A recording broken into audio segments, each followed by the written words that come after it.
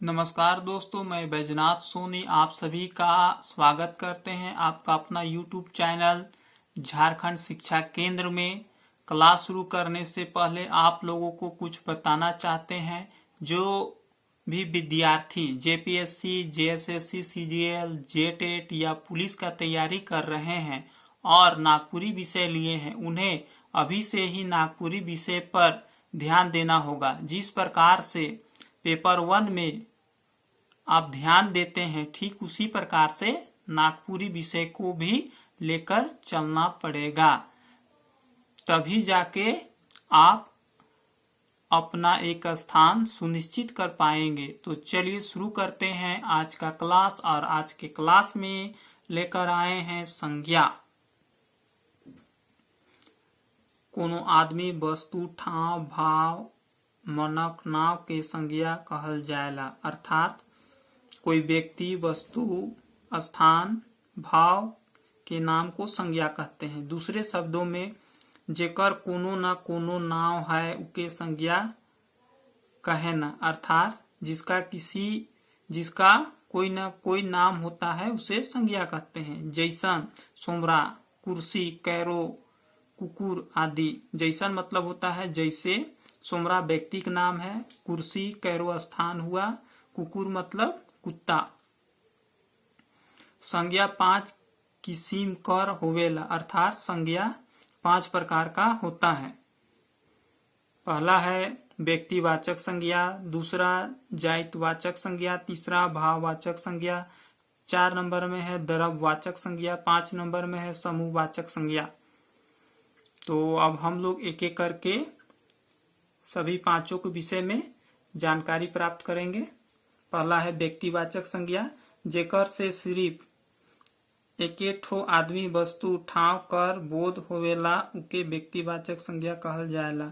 अर्थात जिससे किसी व्यक्ति, वस्तु, स्थान, ठाव कर बोध होता है उसे संज्ञा कहते हैं। जातिवाचक संज्ञा, जेकर से कोनो वस्तु विशेष कर बोध नहीं होई के उकर जाति विशेष कर बोध होवेला उके जातिवाचक संज्ञा कहल जाएला। अर्थात किसी व्यक्ति, वस्तु या स्थान का बोध ना होकर उसके पूरे जाति का बोध कराए उसे जातिवाचक संज्ञा कहते हैं। जैसन गरु, छगरी, पहाड़, छुआ आदि। जैसन गरु मतलब गाय, छगरी बकरी, पहाड़, छुआ बच्चा, ये सभी शब्द से उसके पूरे जाति का बोध करा। जैसे गरु कहने से पूरा गरु जितना भी संसार में है, छगरी कहने से ठीक उसी प्रकार पूरा छगरी आ जाएगा। तीसरा नंबर में है भाववाचक संज्ञा, जेकर से कोनो वस्तु कर भाव, गुण या दशा कर बोध होवेला उके भाववाचक संज्ञा कहल जाएला। अर्थात जिस शब्द से किसी का भाव, गुण या अवस्था का बोध होता है उसे भाववाचक संज्ञा कहते हैं। जैसे छुआ, ये अवस्था है। जैसे जो 3 अवस्था है, बचपन, जवानी, बुढ़ापा, ठीक उसी प्रकार है।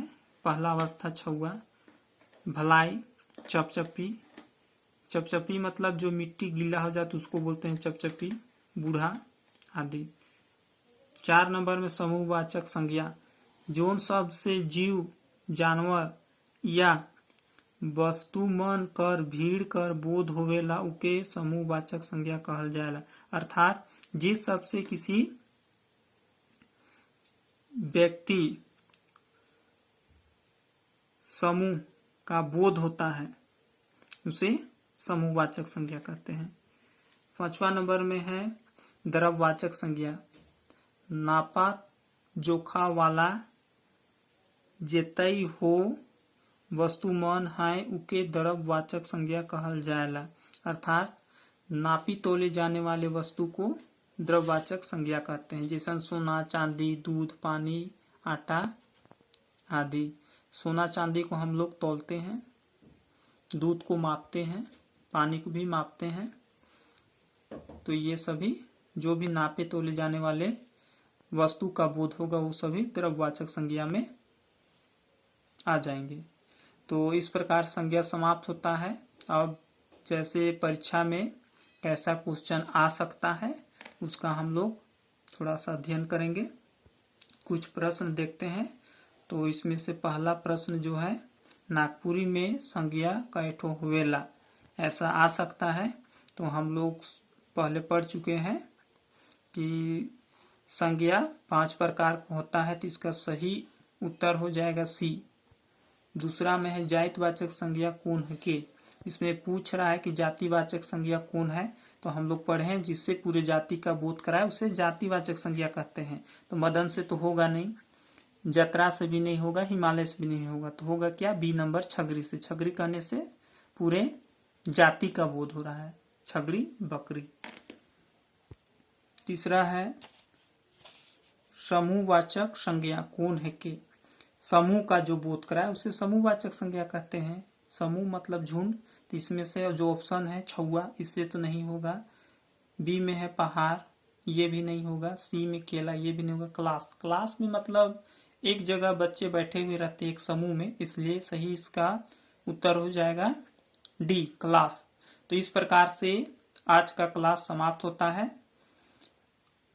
यदि आप मेरे चैनल को सब्सक्राइब नहीं किए हैं तो सब्सक्राइब कर लीजिए, लाइक कीजिए, शेयर कीजिए और कमेंट करना तो बिल्कुल ही नहीं भूलना है। इसी के साथ आज का क्लास समाप्त करते हैं। जय हिंद, जय भारत।